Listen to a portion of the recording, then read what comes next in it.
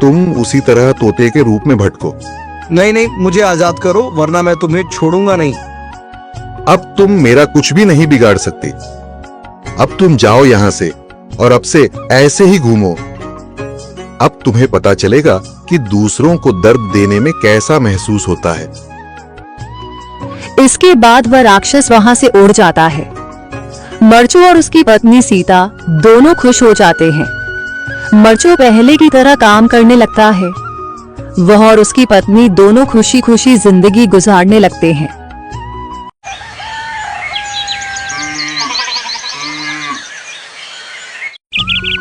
मरचू जंगल से लकड़ियां काटकर बाजार में बेचने गया, लेकिन उसे लकड़ियों के अच्छे दाम नहीं मिले। इस पर मरचू ने कहा, अरे भैया, इतने कम पैसे? इन पैसों में तो 2 वक्त का खाना भी नहीं मिलेगा। आप मुझे बहुत ही कम पैसे देते हैं। मैं इतनी मेहनत से लकड़ियां काट कर आता हूँ, लेकिन उनके पैसे मुझे बहुत कम मिलते हैं।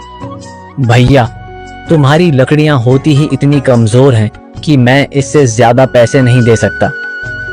तुम्हारी लकड़ियों के बस इतने ही पैसे बनते हैं। अरे भैया, कुछ ज्यादा कर दो ना। वो क्या है ना कि इन पैसों का तो कुछ भी नहीं आता। मैं अपनी जिंदगी कैसे गुजारूंगा? भैया, तुम जाकर अच्छी लकड़ियां लाओ, तभी इन लकड़ियों का अच्छा दाम मिल पाएगा, वरना इन लकड़ियों का तो यही दाम है। ये सुनकर मरचू बहुत ज्यादा परेशान हो गया और पैसे लेकर किराने की दुकान से सामान खरीदकर घर आ गया। घर पहुंचते ही मरचू की पत्नी सीता ने कहा, जी, सामान ले आए आप?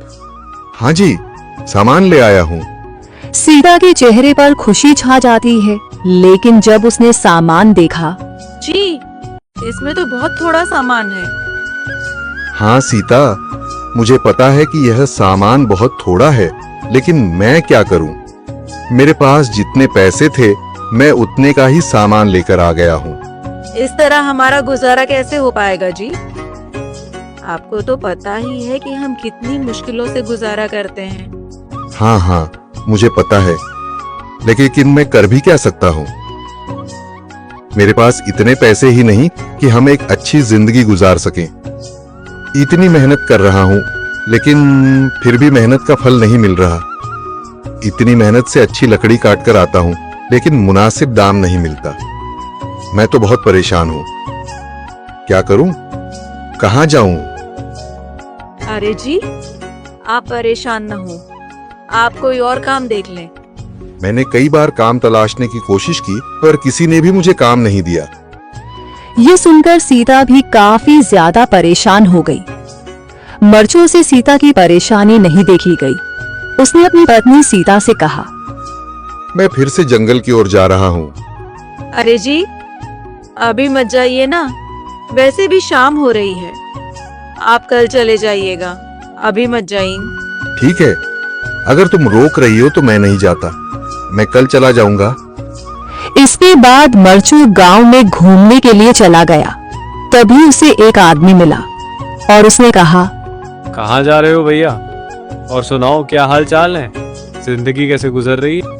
अरे भैया, तुम्हें तो पता है कि लकड़ियां काटकर कैसे गुजारा होता है। हाँ भैया, तुम सही कह रहे हो। और आसपास के जंगलों में अच्छी लकड़ियां भी नहीं है। इसके लिए तो जंगल के अंदर जाना पड़ेगा। पर जंगल के अंदर तो काफी सारे जंगली जानवर होंगे। मुझे बहुत डर लगता है भैया, मैं जंगल में कैसे जाऊंगा? हाँ भैया, जंगली जानवर तो होंगे, लेकिन अच्छी लकड़ियां तो वहीं से ही मिलेंगी। ये सुनकर मरचू बहुत ज्यादा परेशान हो गया, लेकिन वह आदमी बिल्कुल ठीक कह रहा था। जंगल के किनारे की सारी लकड़ियां कट चुकी थीं। अब सिर्फ जंगल के अंदर ही अच्छी लकड़ियां बची थीं। अगली सुबह मरचू